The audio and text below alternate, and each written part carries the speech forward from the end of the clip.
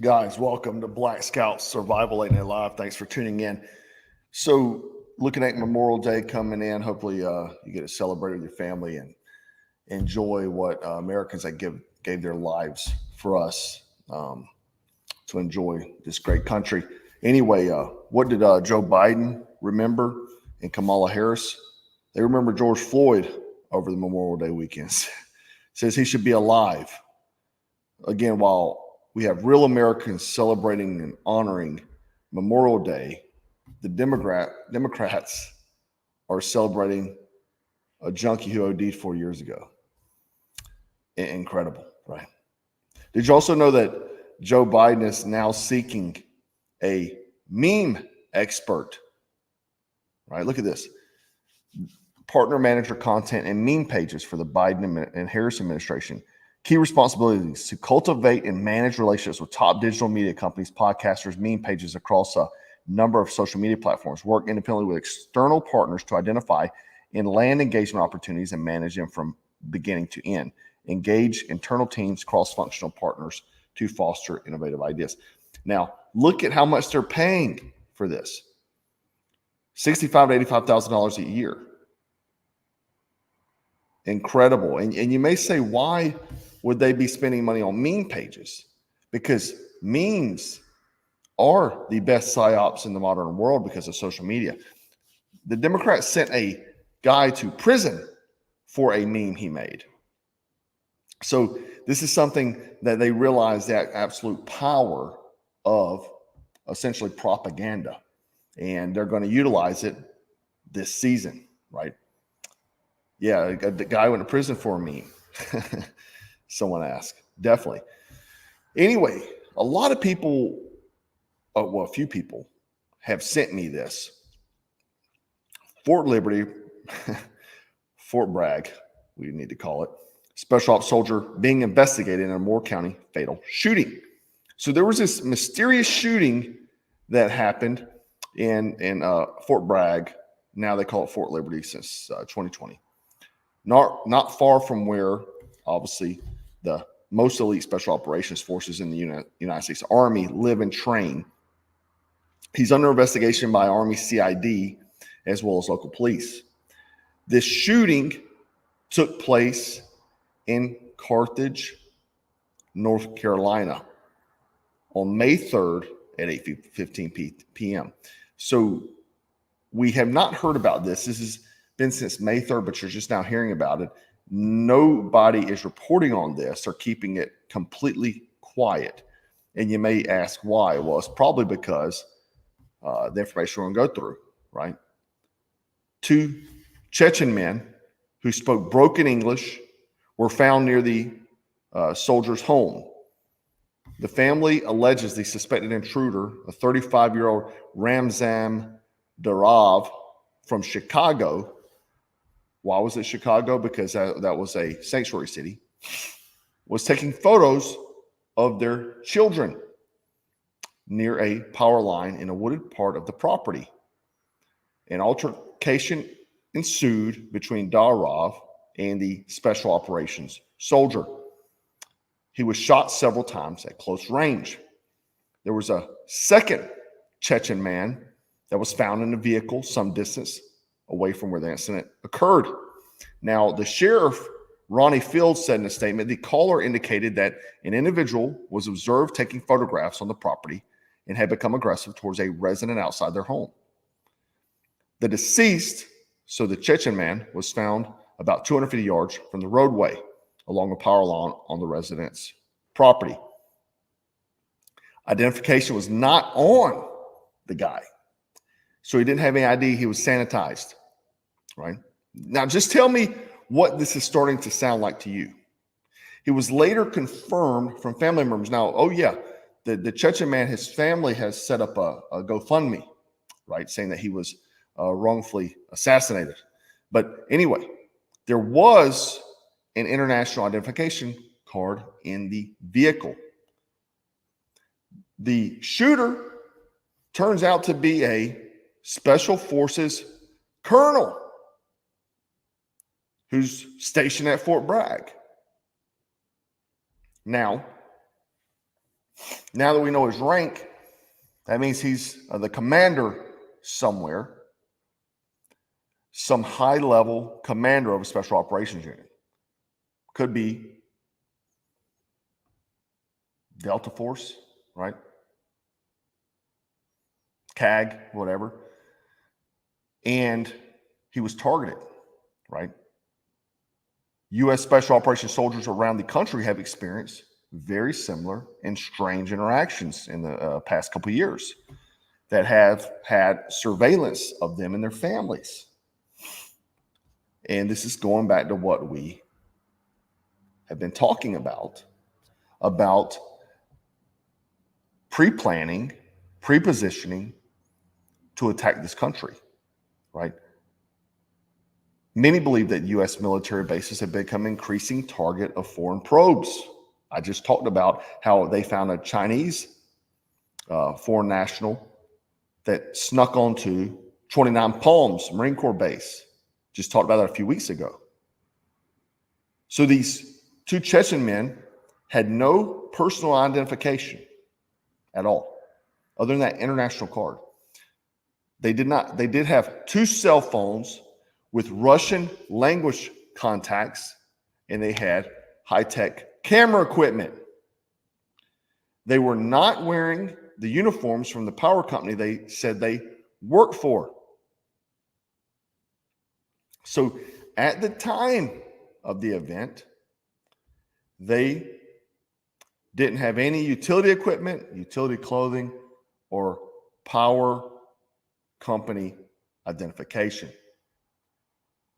They tried to say that they were out taking photos of the work they had done to send back to their families back home. Do you believe that? Who's doing that?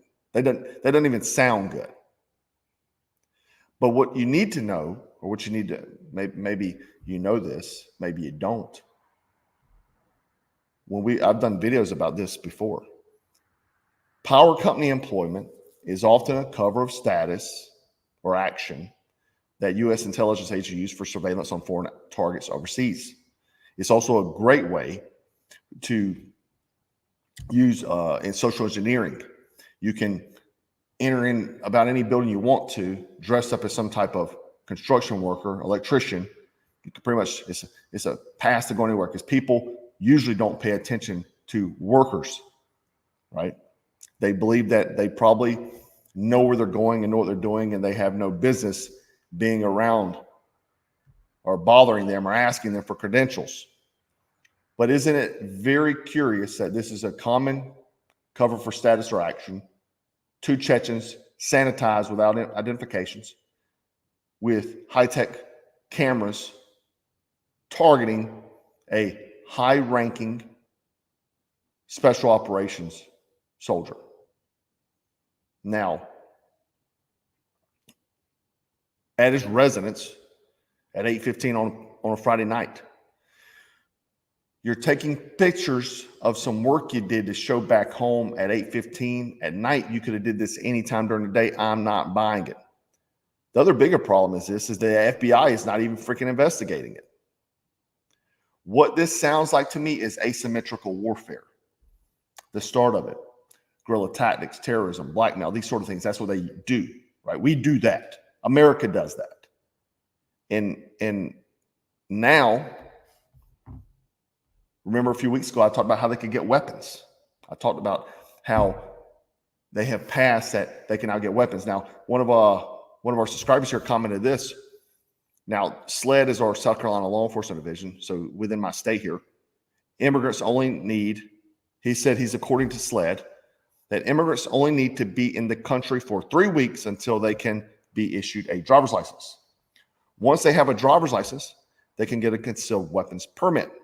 He says, I'm a 07 manufacturing FFL and importer. When I called SLED, the lady on the phone said they do not discriminate who they give weapons or permits to, or weapons permits to. It's not about discrimination. It's a matter of national security. So do you know that with a concealed weapons permit, you can walk in, show it, walk out with the firearm? And if you're using, because a lot of these folks are throwing their identifications away when they cross the border, come here under a new name, they get a firearm. It doesn't matter what the credentials say at that point in time, they can go do whatever action they want to, and then they can flee, right? But you're not hearing about this high-ranking guy, probably because of the unit he's with. I almost think he is with the unit, CAG, because it's so hush-hush. No one's talking about it. We have had a complete invasion of this country. Lots of guys, military-age males, targeting, and obviously it's happening in other places that we're just not hearing about it because lots of other special operations personnel are saying the same things are happening to them. And they're going after families. Not cool. Not cool at all. This is where we're headed. Just going back to our video the other day about the Taiwan, where I had Eric from Nutrient Survival on here. Oh, yeah. Shake the hat. Go get you one at Nutrient Survival. How they've got food supply under control. They've got assets here. I did a video a few days ago. They're getting trained by our special operations soldiers. But then you look at this too. I saw this guy post this, and I was kind of putting it together as well. May 7th, assassination attempt of Saudi prince. May 14th, attempted coup in Turkey. Slovakia's prime minister shot. Assassin of the Serbian president arrested. Coup attempt in Burkina Faso. Coup attempt in Democratic Republic of the Congo, and I'm going to go back to that in a second. Iranian president and foreign minister killed. Who is targeting all these pro-Russian leaders? I've covered quite a few of these. I hadn't talked about the Congo one, though. The Congo, it was a guy from the Congo who came here to the U.S., became a citizen. He then went back to do the coup. He took his son, who was a collegiate football player, as well as a son of his friend's son, who's also a collegiate football player from America, from Utah, grew up here their whole lives. There was a drug dealer from D.C. who now resides in South Africa. What does that sound like? Who's he really working for? Okay. I don't know about the football players. They're probably just in the wrong place at the wrong time because the one guy's father. But the one guy's father, who's he working for? He's dead now. He's deceased. They took him out. They terminated him. The DC drug dealer, who is he working for? Right? So just a lot of oddities going on at the same time. And not enough people are asking questions. I have not seen hardly anyone talking about this information here. And it's the state of the world we're in. They're trying to keep the real news from you so you don't hear about it. And yes, someone's saying global tyranny is encroaching. No doubt. The war's everywhere. No question. And again, going back to Friday's video, you thinking you're going to be out in the fields fighting Red China like Red Dawn is not going to be happening. They will never even have to take a step foot here. They have enough saboteurs already on deck, ready to go. Thanks, Mike. You and yes, everybody hit that thumbs up button for me. They have enough saboteurs already here. We've trained them in the tactical community. Bad days are ahead. Anyway, real quick, guys, I want to mention something new we got real quick. I know we ran out of patches. Everybody was buying them up. So we do got new crests here. The new jungle camo. My guys over there made us some jungle camo ones, which is amazing. Tiger stripe. You know, I love that tiger stripe. You always see me wearing that tiger stripe shirt. So they were able to miniaturize the tiger stripe pattern to make it into a patch, which I thought was amazing. So we have those on deck too. And we also have new bracelets so you can remember at all times to stay frosty, Stratton, and dangerous. Olive green, it's got the crest there. Got the strap there, frosty, strap, and dangerous. Black Scout Survival. And we're selling those for a 2-pack. So make sure you get in on those. And everybody who buys a pack of bracelets right now, I'm gonna while supplies last, I'm gonna throw in a kids one as well, just for free. so your kids can have some as well. Anyway, guys, thanks so much for tuning in. Thank you to all the soldiers that gave their lives and their family that has had to live on without them. Obviously, their sacrifice is why we're here today. And guys, I do appreciate you hanging out with me. Please leave a comment and like, share, and all those good things. And as always, remember, stay frosty, stay strapped, and always stay dangerous. Take care.